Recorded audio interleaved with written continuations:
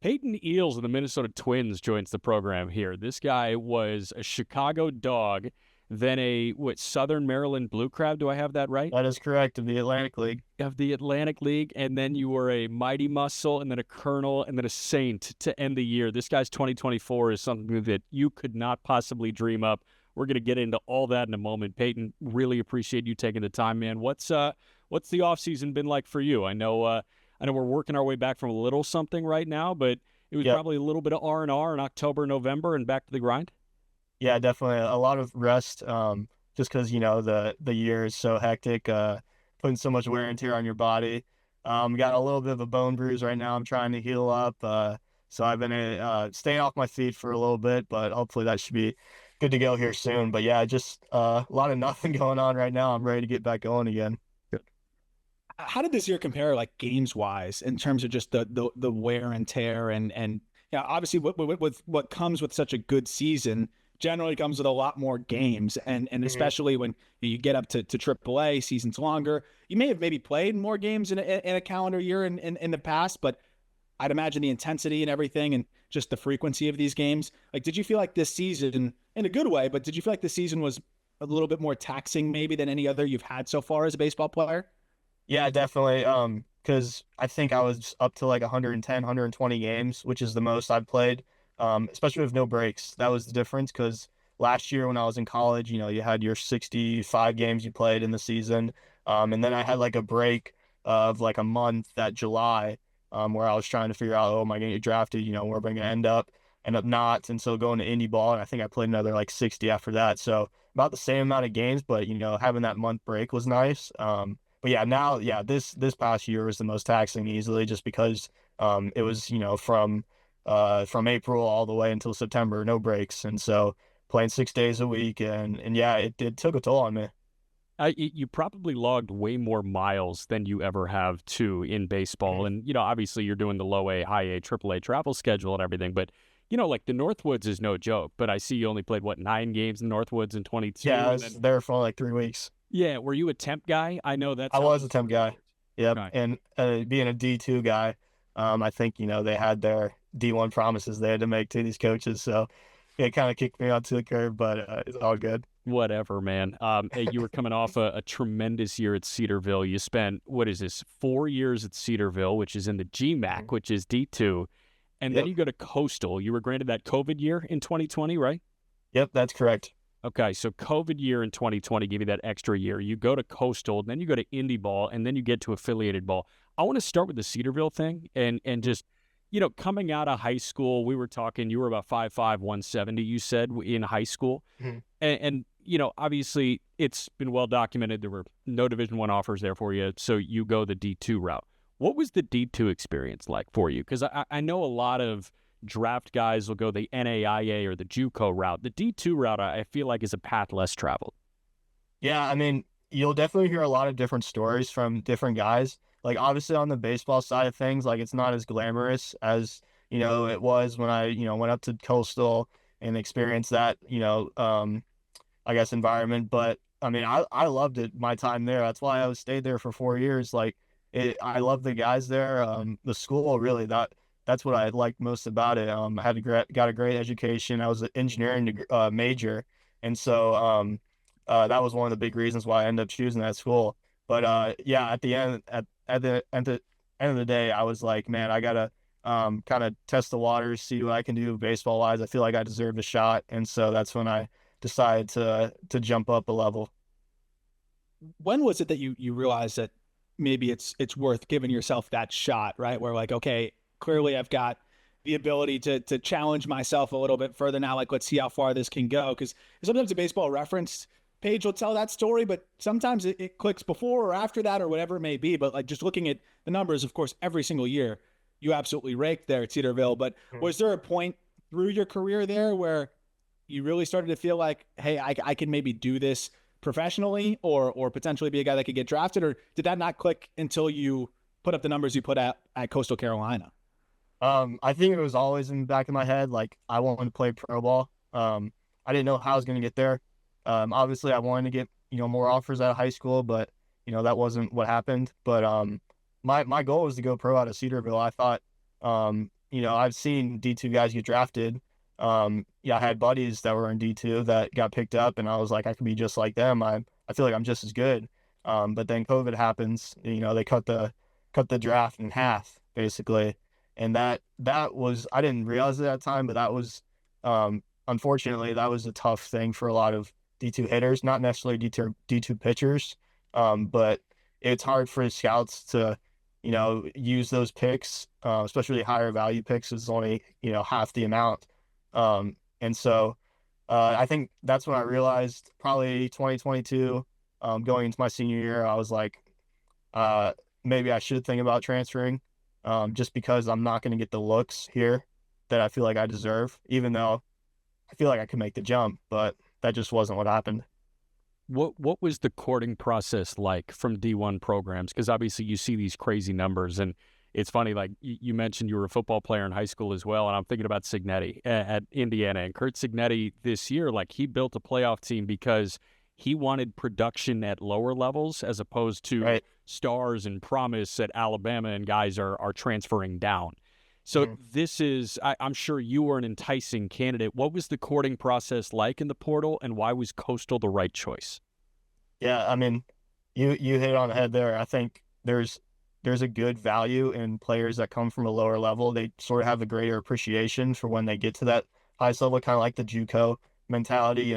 They're grinders. They're always looking to improve. But yeah, basically how it was for me was, I had a connection with a scout that was in the Georgia, South Carolina area, and he shot out my info, some video to some coaches. One of them was Gary Gilmore at Coastal Carolina, and I mean, there was other teams that contacted me as well, but when he called me a day after he shot out my info, and I talked to Coach Gilmore, and I feel like I just kind of knew at that time. I remember he ended the conversation and was like, "Yeah, I really like you.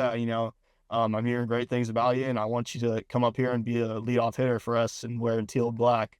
And when he said that, it kind of was like, okay, that's where I want to go. Like, I already love the Coastal brand. Like, they were kind of like the underdogs of college baseball. Like, the 2016 run was probably the greatest Cinderella run in NCAA. One of the best ones ever. And so, I feel like that kind of just clicked for me right away with them. So, I mean, you've pretty much hit it every single stop. So, like, again, like we talked about, kind of knew that you could potentially just hit your way all the way to professional ball, and now hit your way to the big leagues. But was there a point now, because just looking at the numbers at each stop, and like you go to Coastal, which a lot of the guys that make that leap from Division II, like they'll put up good numbers, but if anything, you could argue that you put up as good a numbers as ever, with Coastal Carolina, 992 OPS at 374. But then to do what you did now professionally as well, where you get pushed pretty aggressively, right? Like, they're not going to be as careful with you as they are with like their first round pick. They're going to say, "Hey, here's the deep end, go swim." And you did that.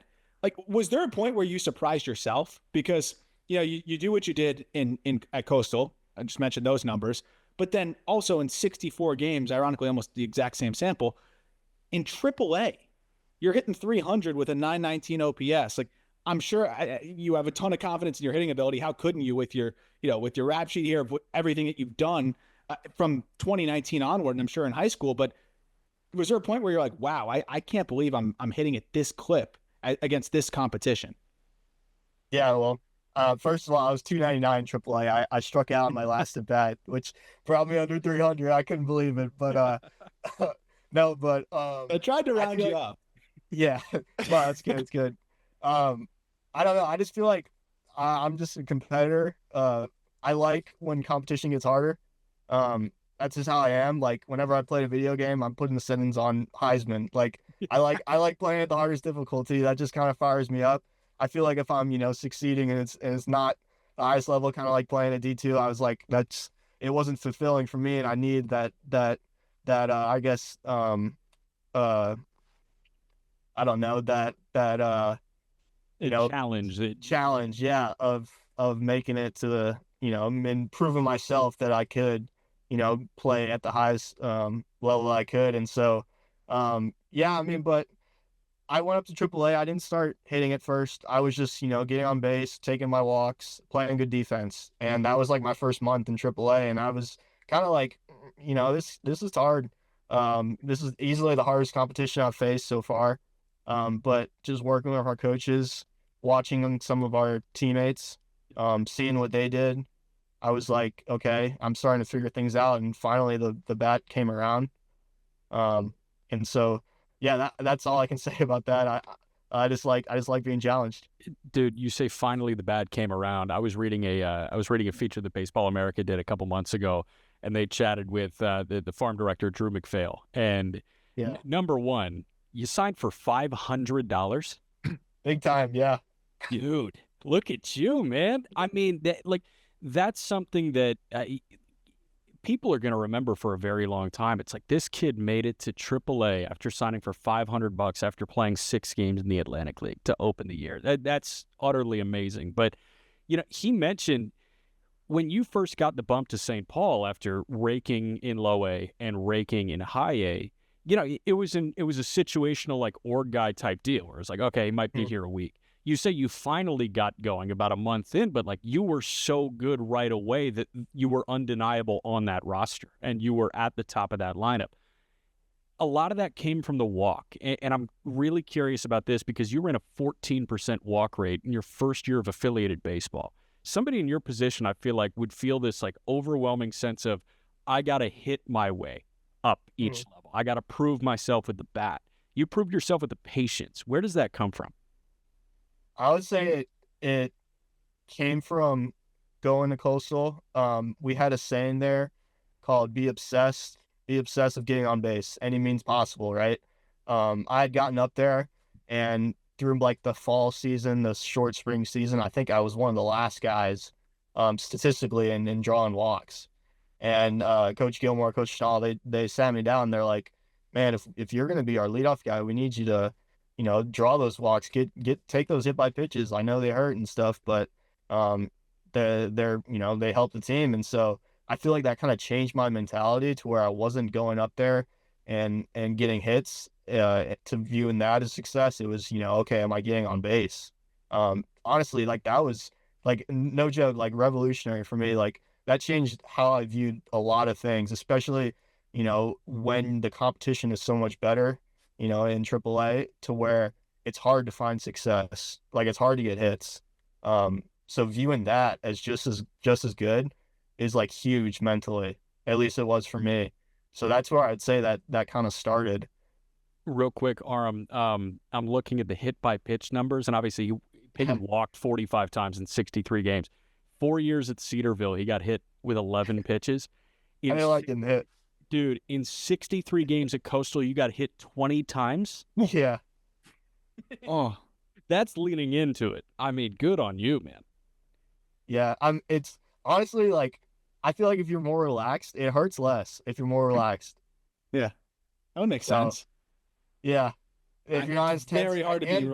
It's a weird thing too. I think if you're more relaxed up there and you're okay with like the ball like getting close to you, you just kind of see it better. Like it's hard to explain. I believe it. It's like you're able to probably dodge it a little bit better if you want to. Also, if it's not in the spot where you want to wear it, but that makes sense. Yeah. I just think it's probably difficult for us included, the average person to say, oh yeah, I'd be relaxed as 95 is whizzing right by me. So, and not only that though, to make the swing decisions that you made as well, as Jack alluded to, like a 15% chase rate in the minor leagues, getting up to AAA and maintaining that patience. But then on top of that, tapping into some pop too. You hit 12 home runs in those 110 games, but also 19 doubles, 8 triples. And something I noticed like mechanically is you were a little bit more, it seemed like, upright in professional ball and then sink into the backside. Was there a mechanical adjustment you made even from Coastal to pro ball that maybe allowed you to tap into a little bit more power? Or was it something that you just felt like you just kind of found? Yeah, I would say, because I only hit 4 home runs at Coastal like that whole year, 63 games with a metal bat, and Coastal's a launch pad too. And I only had, 4 the whole time I was there, which was crazy. And so I would say I would credit to that summer I played indie ball with the Dogs, because that was my first, wood bat, professional experience. And so because I didn't do great when I first went into there, but then picked it up and yeah, I think I don't know why, just sinking into my hips felt really good. Because I'd always watch guys like Christian Yelich do it, and like they're kind of upright more, get into their backside a little bit, and I feel like that just helps. It helps me just because I'm really lower body dominant, and so if I'm able to use my legs like that, it helps generate some power. And so yeah, I mean, I really don't know what exactly led to me seeing more balls go out of the yard this year. Just I feel like it was just getting stronger, um, getting comfortable at the plate, not trying to do too much, but letting those things happen when they did, looking for the right pitches. Was there a learning curve at all, just as you were working to get even more and more into that base and into your backside, and in terms of just controlling that too? Because yeah, I know even with two strikes too, like spread out a little bit more.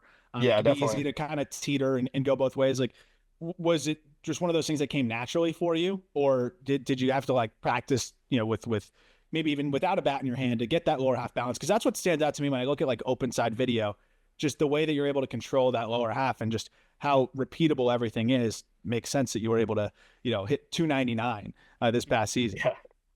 Yeah, yeah. I like to be really slow when I'm doing that loading, getting into my backside. I like to try to keep my eyes like quiet as possible, just so I can see it better. At Coastal, we had, we were big on the teacher man philosophy of hitting. I wouldn't say I'm 100%, a follower, but I think he has some really great ideas. One of them is just, staying on your backside, being ready at release. That was really great for me because I'm a lunger. I'm a natural lunger. I like going to the ball because when I see it, I like to go to it. And I think staying on my backside, turning around my back leg was really big for me.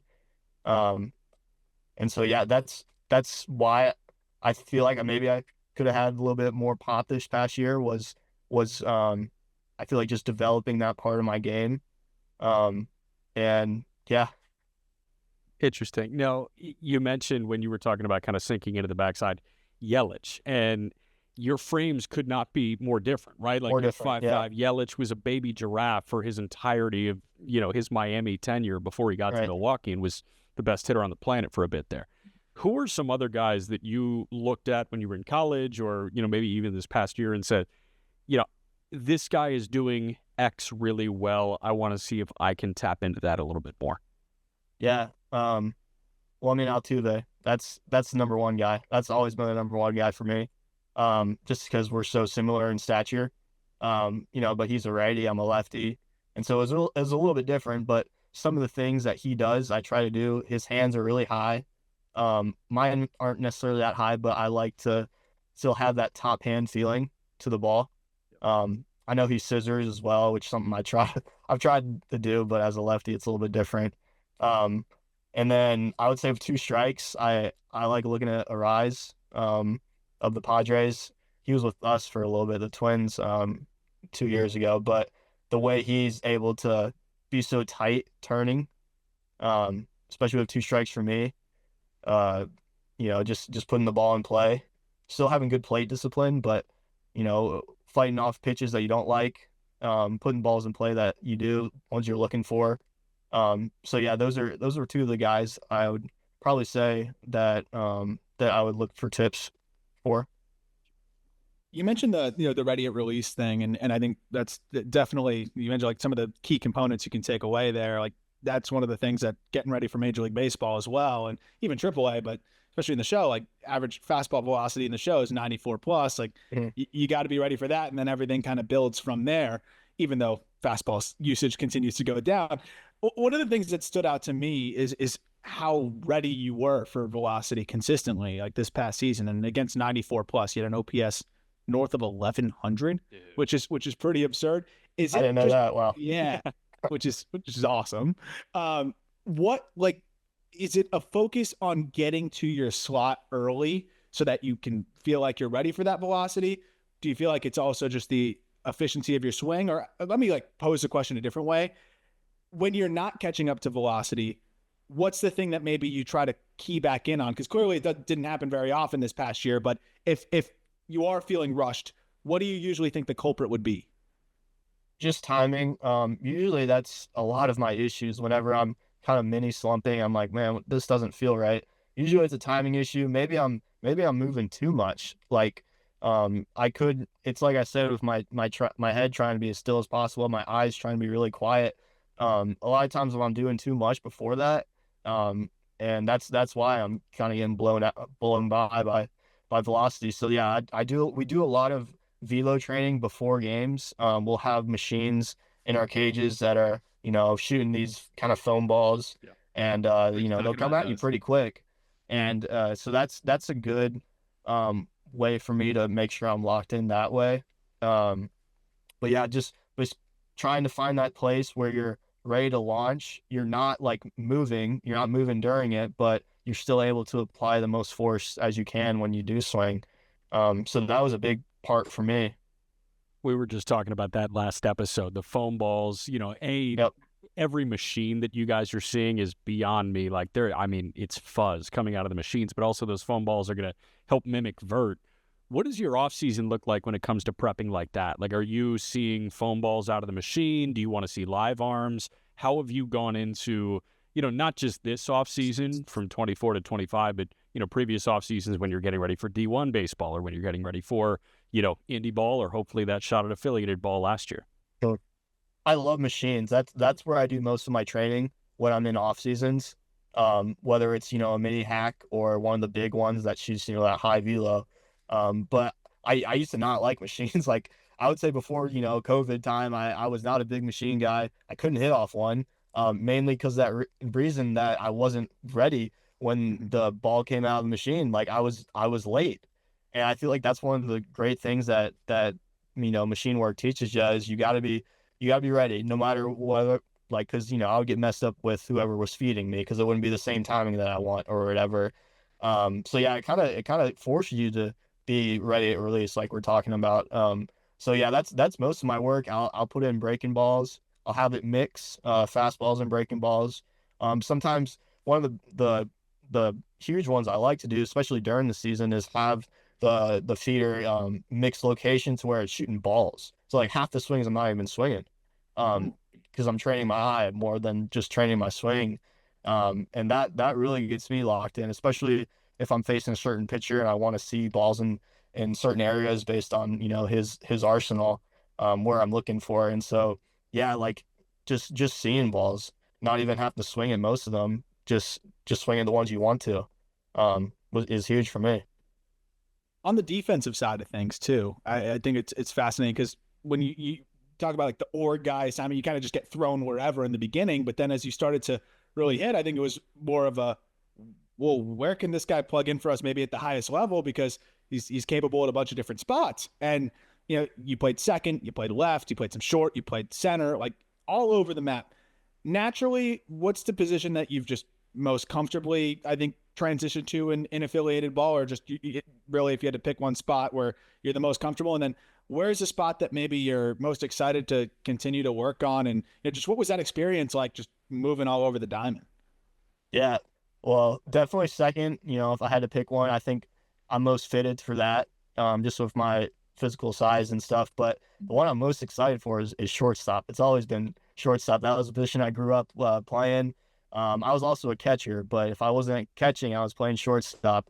And so I all the way up until high school and then college, I transitioned over second just because it fit me better. And it was there most of the time. But yeah, to be honest with you, like I always knew I could play short, like, but I just didn't think, I'd be given shots to. And when I went up to AAA, they needed me over there. And that I feel like kind of excited me again and, made me fall in love with it. And so that whenever I see my name on the lineup card and it says 6, like that's what I'm most excited for. And then playing outfield, it was funny because my AAA manager came up to me and he had me in center field. And he's like, "When's the last time you played center?" I was like, "Shoot, it probably Little League." Because when you play shortstop and catcher when you're really young, they don't really have a need for it anywhere else. And so yeah, it had been a while since I played the outfield, but yeah, just watching some of our teammates, watching how they did it. Obviously, I'm not where I want to be. I still need to improve there, but yeah, I love the outfield as well. But I've always been a guy where I don't have a set position, and you could put me wherever. You could put me at third base. As long as I'm in the lineup and as long as I'm hitting and contributing, like that's what gets me going the most. Were you? Is that sorry, Jack? Just a quick follow up. Is that something that the team has maybe told you this off season or in spring training that you think that they're gonna maybe have you working on so you can be this like super utility? I think of what Willie Castro's doing, at the Right. big league level, how huge he was for them. I think he's one of the better, more underrated players in baseball right now. And given the way the team has kind of gone, where different guys have battled some injury issues, having someone that can plug and play in different spots obviously carries so much value. But is it something that they want you to keep working on in the outfield? Has it not really been a conversation yet? Or, is it something that you're just excited to do on your own? Yeah, I've definitely spoken to people where they want me to definitely keep working on that. But I mean, I'm ready for wherever they could tell me, hey, we're just going to keep you in the infield. Hey, you might be full outfield now. And so either one I would be okay with. But like I said, whatever just keeps me in the lineup. Well, quick aside, you weren't kidding about the catcher thing. Like, I mean, it wasn't even high school. You caught 10 games at Cedarville your freshman I year? did. Yep. We had a couple of catchers go down that year, and I don't think my coach even knew I did it. And so I went up to him and said, hey, if you need me to catch some bullpens, I can do it. And I did, and he liked it enough to where he put me in the game at catcher. And yeah, so yeah, I've officially 10 games under my belt collegiately. And my dad was a catcher, and so that's where it really comes from. He was a college catcher, went to Liberty, and then my grandpa was a catcher in the White Sox organization back in the 60s. So yeah, that's where that catching background comes from. Got you. I'm looking at, the game logs and where you were playing through college and, in pro ball as well. And it feels like you had 1 year where you were consistently at one spot. And that was your year at Coastal. You played second at Coastal, and then you played second for the Dogs in Indy ball. But, I mean, dude, I'm looking at this and, like, you played 2 games in Fort Myers in right field. And then you get to St. Paul, and it's 3 starts in center, 8 starts in left. Were you nervous at all in AAA baseball playing center and left? Like, it's something that you haven't done since you got to college. And I feel like there are a lot of guys in your situation that would be very nervous. But I will say, before you answered, like, whether you were nervous or just flat out excited, 2 of my favorite guys to watch back half of the year that I got to see for a week plus were you and Nick York in the Pirate system. And York had not played outfield since he was drafted. Like, he was a second baseman, and then all of a sudden he's in center, and he was like, dude, I'm having a freaking blast. Yeah. Was that Center your field's mentality? fun. Yeah. Yeah, I liked it out there. It's kind of relaxing out there. Now, but yeah, at the end of the day, like, I just told myself, just go out there and be an athlete. Like, obviously they know you don't have the most experience out there, so they want you to grow and develop and figure things out. Obviously I didn't play, to the level I wanted to at some times. I made a couple errors here and now, but I just took it as an opportunity. Like, man, it's exciting to be out there. It's exciting to be somewhere new on the field, especially in AAA, because you got all these kids yelling at you and, telling you stuff. So I thought it was funny, but yeah, I was just grateful for the opportunity.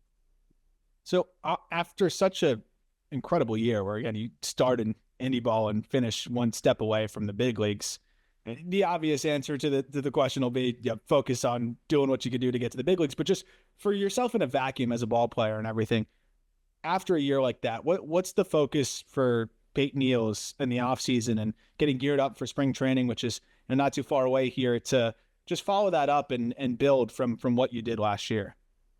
Yeah, I mean, nothing too crazy. Just kind of take up where we left off. Keep doing the same things I was doing. Don't try to change anything, drastically, just because I felt like what I was doing was working. Still looking to get better in some areas, one of them being, outfield defense. But from a hitting perspective, like, I felt as locked in as I did maybe ever in my life during that last couple weeks of that AAA season. And I still have, like, I can still feel like how I felt when I was, hitting really well back then. So I'm excited to get going again. With my, this injury, I haven't really been able to do as much as I want off-season training, but once I get cleared, like, I'm ready to go. I'm ready to take off. Dude, I'm just thinking about, where you were probably at on January 16th, 2024 compared to 2025 now, because you were heading back to Indy ball. You were going to the Atlantic League after you mentioned struggled for a little bit at the outset of your Indy ball career. Like, I know it's the corny, frilly thing, but could you ever possibly imagine you were going to be in this position where you're looking at this saying like, how can I help at the big league level for the Minnesota Twins after I was raking in AAA in 2025? Yeah, I always like to say it's unexpected, but I don't know if I would say I'm like surprised, right? Because, just being an athlete, being a competitor, you always believe that you're able to do things that you set yourself out to do, and you set goals and you think you're able to do things that others don't believe you can. And so I put in a lot of work and I, prayed a lot, and I was like, I just need one opportunity. And sure enough, it came about. But yeah, I mean, with all the work you put in and like everything you do, like at the end of the day, like I knew what I could do. I hadn't seen that I could do it yet, but I felt like I did. And so that's what I would say for that. And yeah, I'm just grateful that a year later I'm here in this position. One of my favorite things about this show is that we get to hear from people like yourself who've just had this different level of mentality, this different grinder mentality that I think can be applicable to really anybody in their life, right? You don't have to be pursuing a major league opportunity or anything. Like just the way that you've approached your career baseball wise, I think could be applicable to people in any which like realm of professional work. But what's always so crazy to me is in baseball specifically, I think you just get these very unique storylines and everyone's path is so different. And there's so many times where it's like a lot of other people would zoom out and say, no way he's going to get to where he eventually ends up getting. I think of Michael Stefanik, who we had on, who, had to beg for a tryout and ends up getting one and makes it to the show. From your experience, of course, hard work, focus, I could check the cliches, but for maybe someone that's listening that doesn't get, the opportunities that maybe they deserve, because that's the way it is, unfortunately, in this world. Like, what was it for you that you think really allowed you to maximize your potential and stay positive when you're not getting as many of the calls and the opportunities as, you thought you would have had? Yeah, I mean, it was tough. Like this time last year was probably one of the toughest parts of my life. Because I felt like I was just hearing nothing. Like everyone except myself felt like they were telling me, yeah, it's over. The game's done with me. But I felt like I was the only one that truly believed. Um, I told one of my coaches. He asked me like, what's your feeling on baseball right now? I said I'm not gonna be done until I feel like the game has told me that I'll be done. I'm here having all these people tell me, all these scouts. They're like, oh, we don't think you're as good as what you really think you can do. And I never felt that way. One of my favorite athletes of all time is Walter Payton. He had a saying called "Never die easy," and that's kind of something I've kind of adopted as my own, as I am named Payton as well. And so that's just a characteristic I feel like I hope I never lose. Is just that mentality of never quitting whenever you feel like you're faced with these obstacles and these people telling you should quit. So yeah, that's what I would say to that. Where'd that unrelenting just confidence in yourself come from? Because it's a healthy confidence that Yeah. pushed you to the point where I think a lot of people would have said, oh, well, these are really smart professionals who think I'm not going to do it. I'd probably be like, oh, okay. Yeah, that sounds right.